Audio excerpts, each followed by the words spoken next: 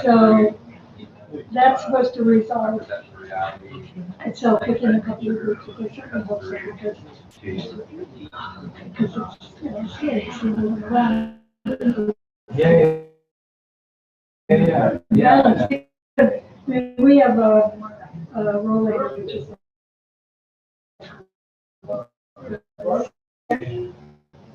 and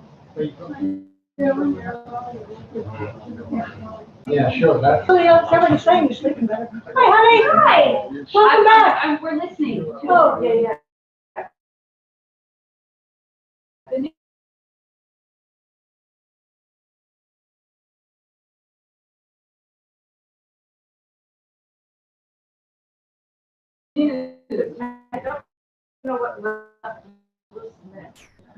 This listing to the left. So he's basically side for his left drummer, and it's said that so the drummer's gone.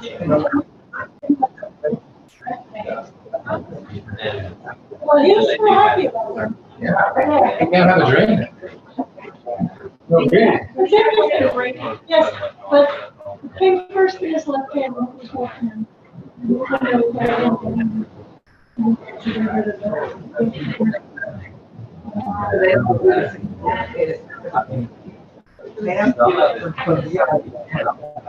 Or maybe ever. I actually just in retrospect.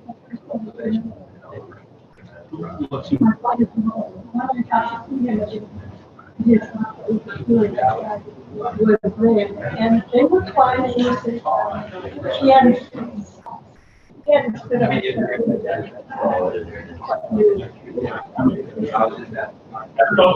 I think about that decision, but probably.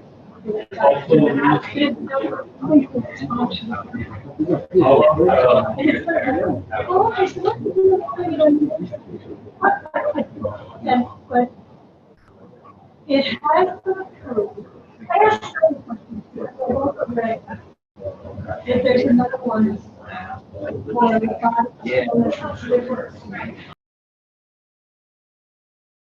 I got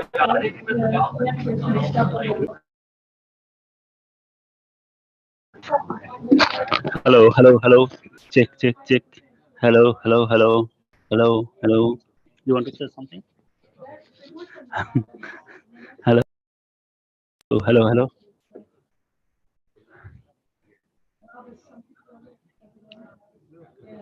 Hello, hello.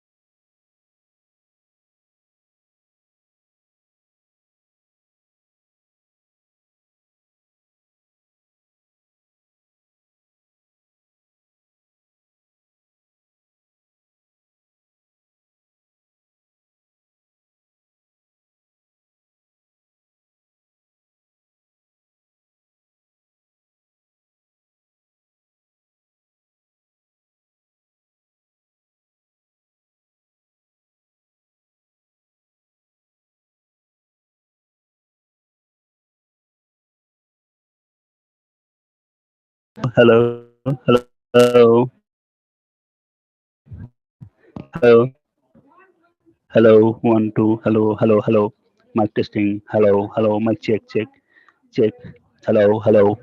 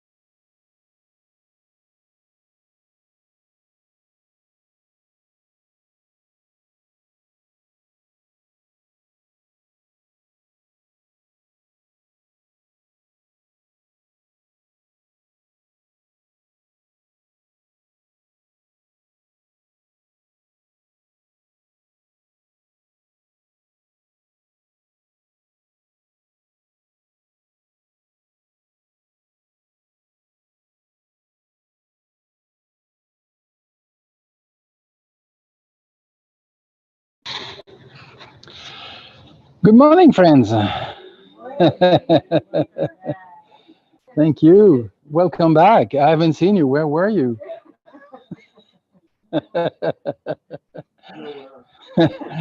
Welcome, friends over the rainbow. If you can hear us and see us, you're really welcome. Thank you for joining us. Okay, so you know the drill. Let's begin by generating some intentions towards enlightenment. Until I have reached full awakening, I take refuge in the Buddha, the Dharma, and the Supreme Assembly. By means of beneficial actions such as generosity, may I attain enlightenment in order to benefit beings. Until I have reached full awakening, I take refuge in the Buddha, the Dharma, and the Supreme Assembly. By means of beneficial actions such as generosity, may I attain enlightenment in order to benefit beings.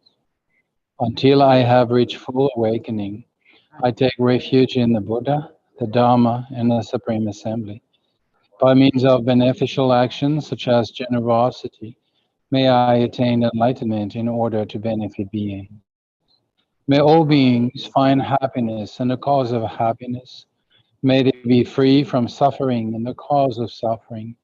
May they not be separated from the perfect happiness that is free from suffering. May they abide in great equanimity, free from attachment and aversion to those near and far. May all beings find happiness and the cause of happiness. May they be free from suffering and the cause of suffering. May they not be separated from the perfect happiness that is free from suffering.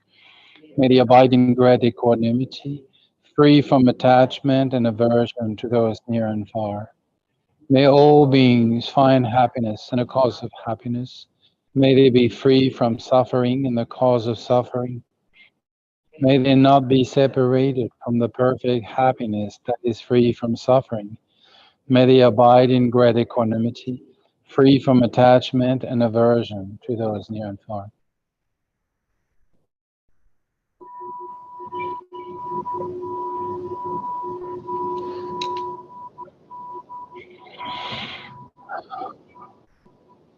Well, let's take a moment to make sure we're here.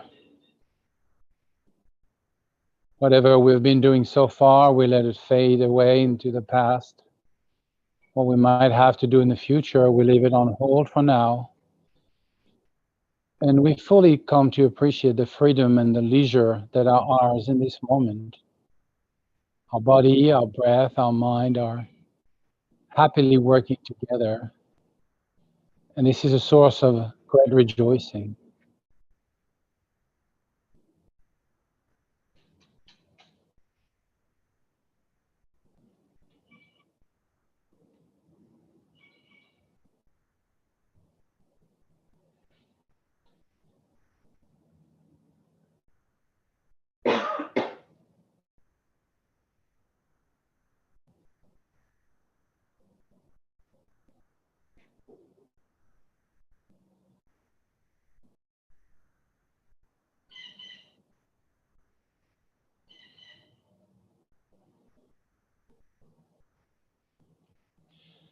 Now that we have made sure we're here,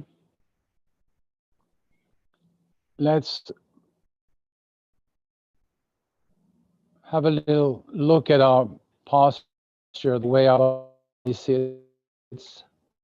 There's a direct connection between the mind and the body, so the posture is very important. First, we notice the contact with the earth and the stability we gain through this. I think it's a good moment to have a thought of gratitude for the earth and how she provides us with everything we need. The first thing being the support. Now we're grounded, we're stable. Our hands maybe resting, palms down on our thighs, or in a meditation gesture, the right hand in the left, both resting in the lap. Our shoulders are slightly outstretched, and our back is straight without unnecessary tensions. Maybe we notice at this point somewhat a tension in our belly. And as we breathe in and out, we just drop it. Drop whatever tension there is until we find a center of gravity of our body, which is slightly below the navel.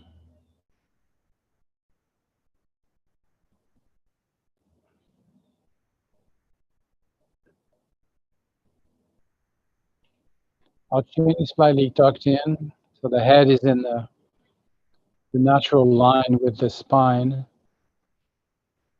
Our mouth is relaxed, maybe in a half smile. And the tongue is lightly touching the palate.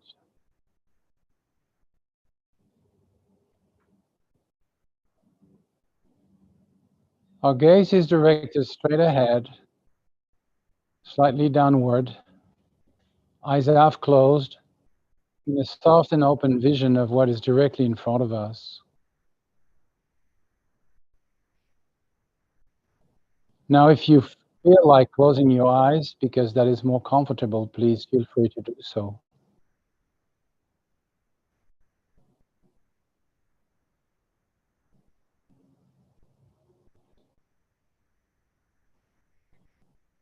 Now the breath, it comes and goes naturally, and we don't need to alter it. We just let it be. Sometimes it's deep, sometimes shallow, and sometimes it's fast, and sometimes it's slow. We just notice it.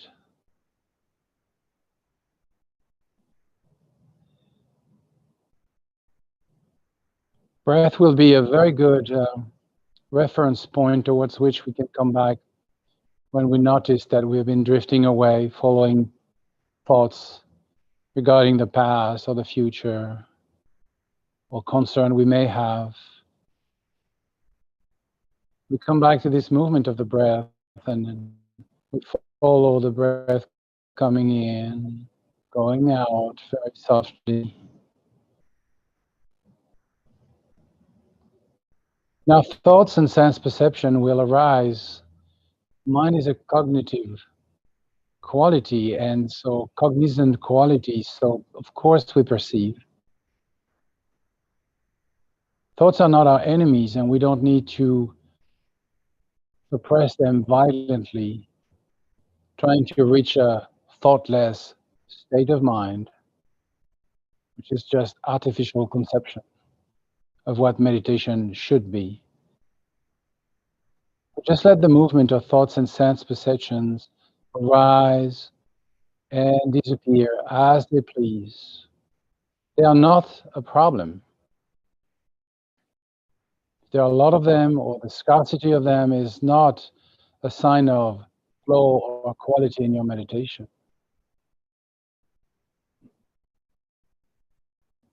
Now, this being said, we don't have to follow them. We don't have to play with them. We don't have to fight with them. Basically, we give our mind a break. We just let it be.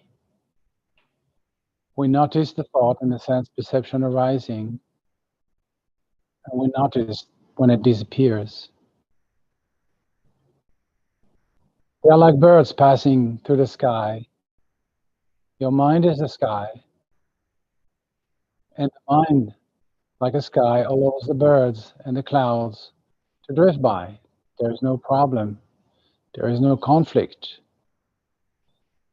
But as soon as you want to organize the birds and the clouds, then your mind becomes very tense and quickly exhausted.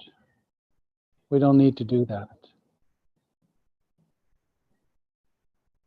We just let the mind be, and the thoughts and the sense perception be. And now and then, of course, we'll be mesmerized and we'll drift away. As soon as we notice it, far from scolding ourselves, we simply disengage. We just open our hands and we let it be. Maybe we come back to the breath for a while to find our composure, find our balance, and let the mind abide in its true nature, which is open and luminous and cognizant in the most natural way for as long as it stays. Then repeat.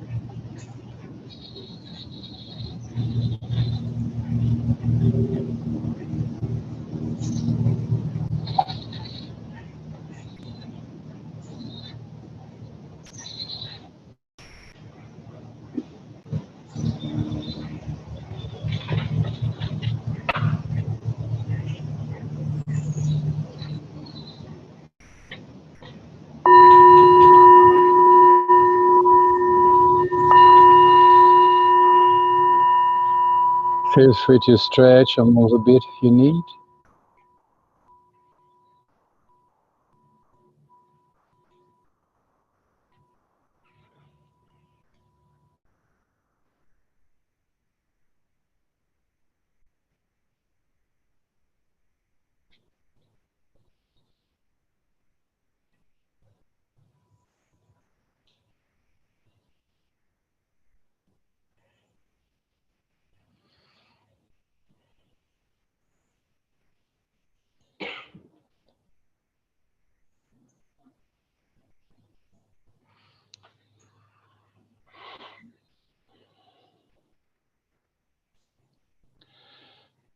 Once I dreamt that I parked my car wrongly. And then I woke up. And it took me about like 15 minutes to realize that I don't have to park my car properly because it was just a dream. But still, the impression from the dream was so strong that in the first moment of the wake state, I still felt concerned about the ticket, my car being towed, or all these things that actually were only true with regard of the delusional state of dream. And so now when you greeted me this morning and said like, welcome back, That's why I said to you, welcome back too, because my mind was experiencing other places, and now I experience this place. It's like the dream of you come back to me. So welcome back to my dream. And traveling was very interesting, especially being in Europe, where you drive like 100 miles and you're in a different world, in a different culture with a different language and different food. And in a way, I've never really experienced that before. Being a European, it was sort of like that was my regular reality. And now going back as a, I don't know, a wanderer, I noticed that it's kind of strange. I'm here and I'm talking to these people, and they have this sort of mindset, and they have this culture, and they have this concert, and then I just drive 100 miles, and I'm with different people, with different language and different concert and different culture, and of course across Europe, sort of like European concerns, but experience differently from each country, the window that they look at things from, their vantage point. So it was kind of a very interesting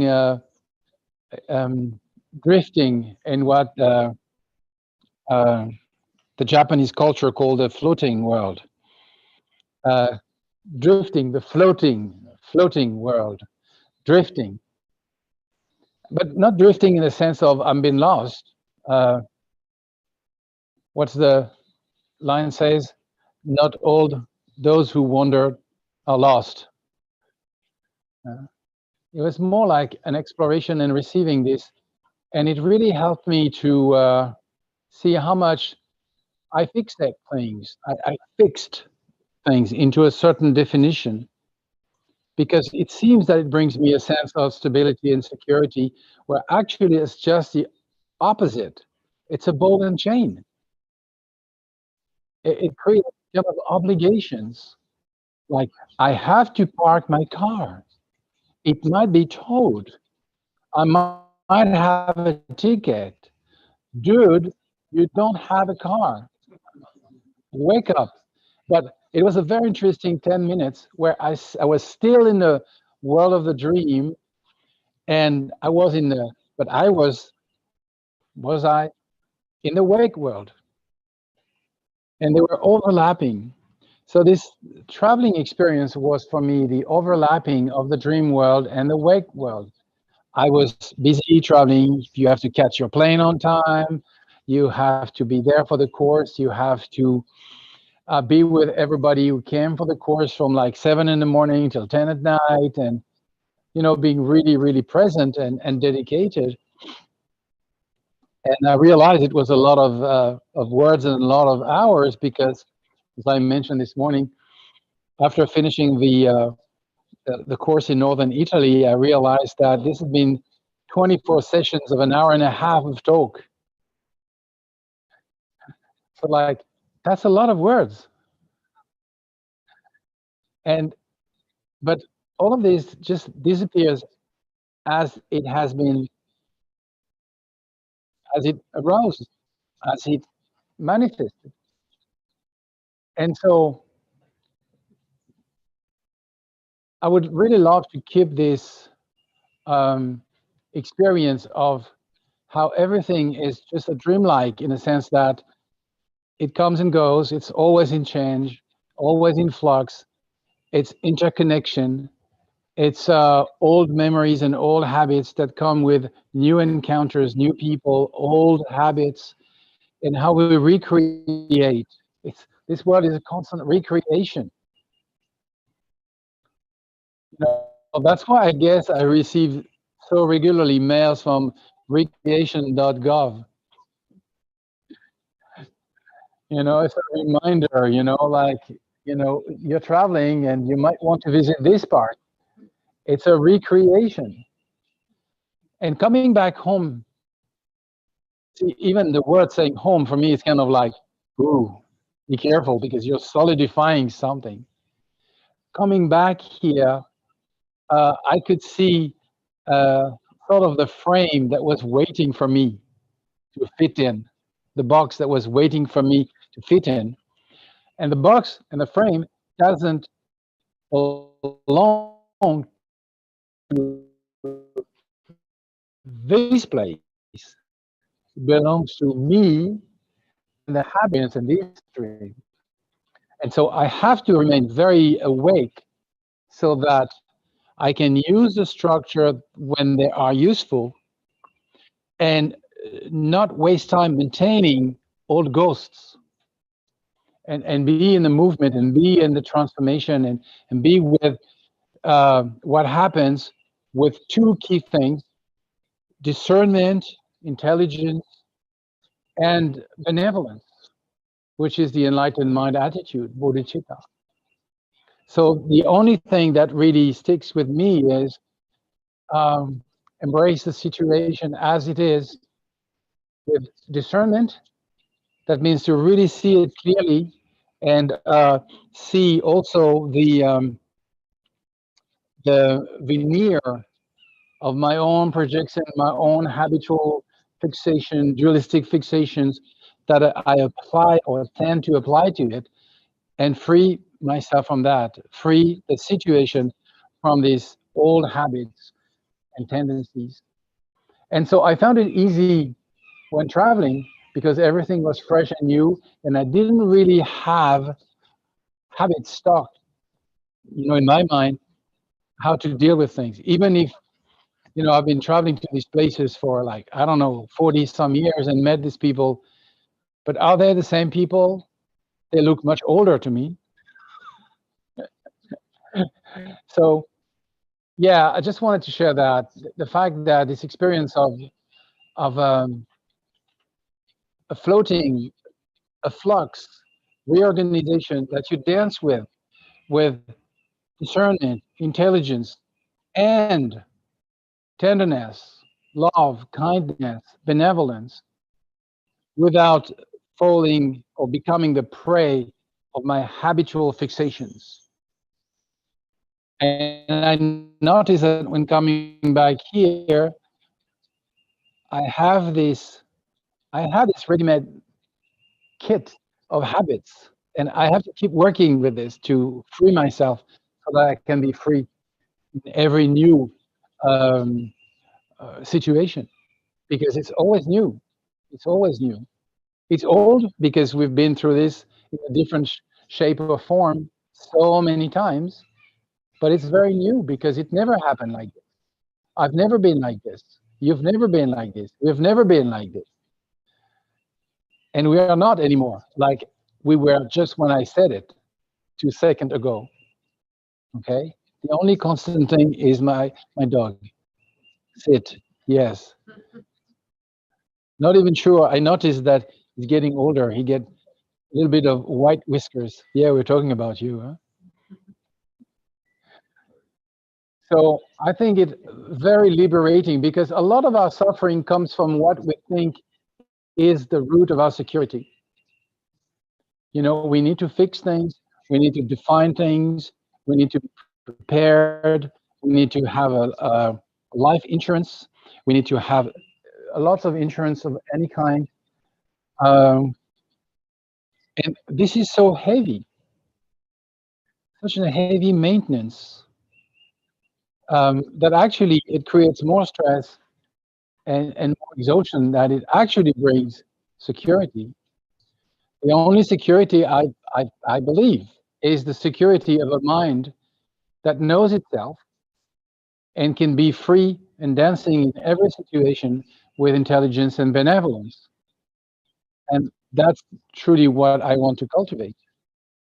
All the rest is just, as we say in French, it's just a Band-Aid on a wooden leg. It's totally useless. Okay, so yeah, let's enjoy that for a little bit more. The free flowing. Be present, mindful, but don't overdo the mindfulness thing. Just be present, notice, and then your heart opens because there is no concern, so the natural benevolence of your heart can shine. because you're not worried. You're peaceful thereby. Enjoy.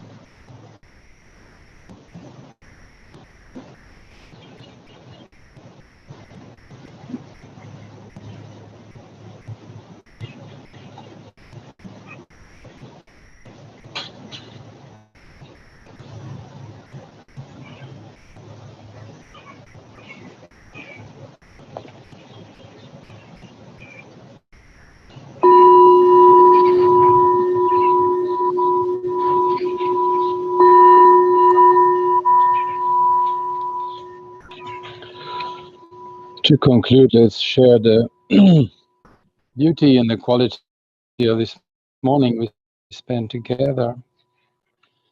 Through this merit, may I attain true omniscience. Then, having overcome all harmful, destructive forces, may I liberate sentient beings from the ocean of existence and its turbulent waves of birth, old age, sickness, and death. May the most precious mind of awakening that has not yet dawned now rise. Once arisen, may it never decline. May it continue to increase evermore.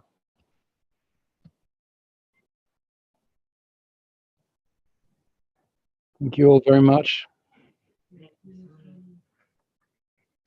Thank you, friends from over the rainbow. Wish you a good Sunday and see you sometime, somewhere.